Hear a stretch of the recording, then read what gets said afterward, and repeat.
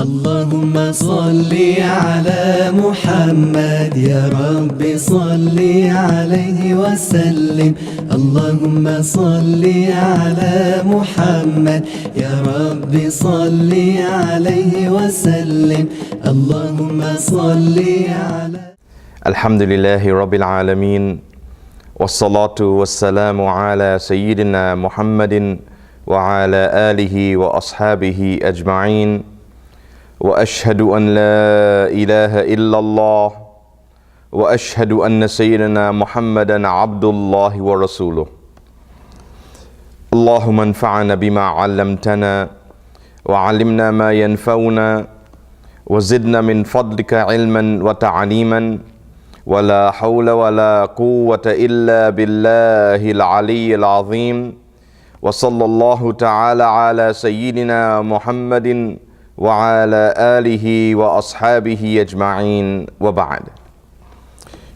My dear most respected brothers and sisters, Assalamu alaikum wa rahmatullahi wa barakatuh. May the peace and blessings of Almighty Allah be upon each and every one of you.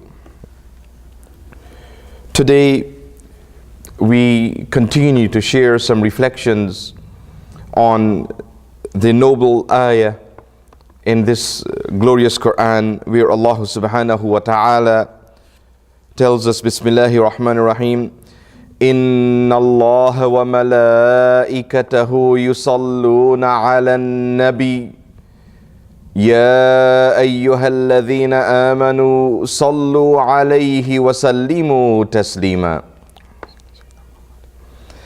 Verily Allah and His angels send blessings on the Prophet. O you who believe, send blessings on him and salute him with a worthy salutation.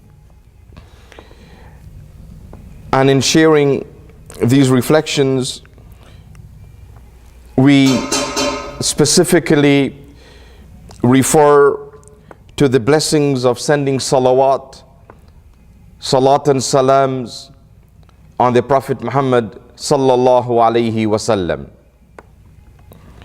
In our previous discourses, we mentioned several benefits of salawat, of reciting salawat, of invoking blessings on the Holy Prophet Muhammad sallallahu alaihi wasallam. And we want to continue from where we left off in our previous discourse. There are many blessings of salat and salams on the Prophet alayhi salatu wasalam. So much so that the scholars have mentioned Miftahul khair kullahu as-salatu was-salamu ala nabi. The key to all goodness in the dunya and in the akhirah is to invoke blessings on the Prophet Muhammad sallallahu alaihi wasallam.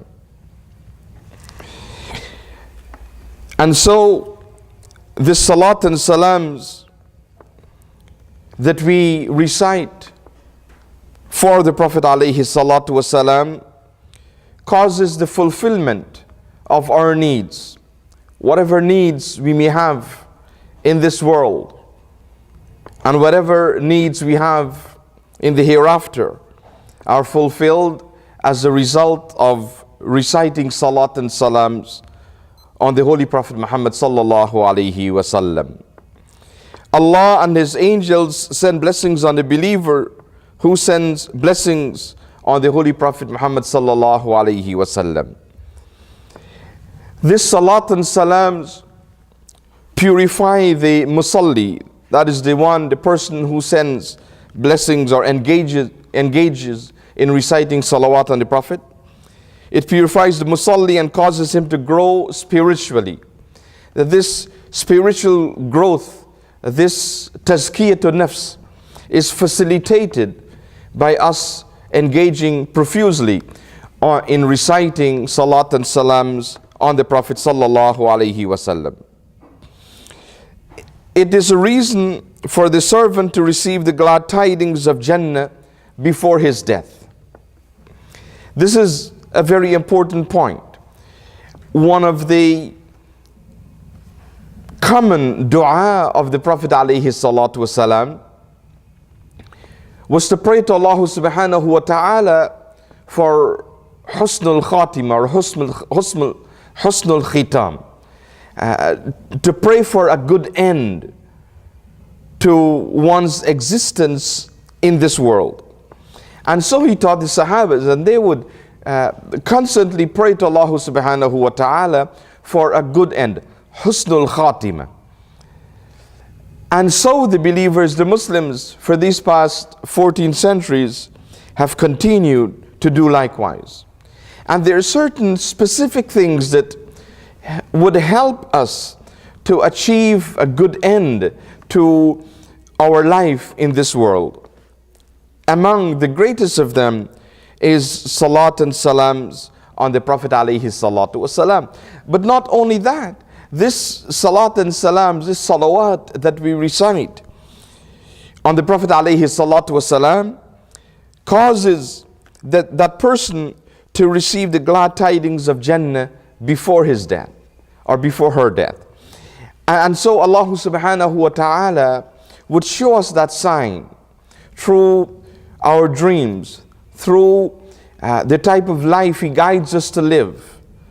Because our actions, our spiritual state, just before we die, is the clearest indication of where we are going. Yes, this is extremely important. And this is why now the Prophet ﷺ would make dua to Allah subhanahu wa ta'ala for husnul khatima, for a good end to this life. Because someone may live a good life in the early years of their life. And then later on in their life they change. And they move away from Islam or move away from the practice of Islam. And they die in that state. And Allah subhanahu wa ta'ala only knows what their end would be. And so the Prophet ﷺ mentions this, that there are some people who would live in this world and it would seem as if they're doing good deeds, that people would think that Jannah is just an arm's length away. But then they change and they do wrong things, they do evil things, they start committing sins, and they die in that state and they go to Jahannam, to the fire of hell.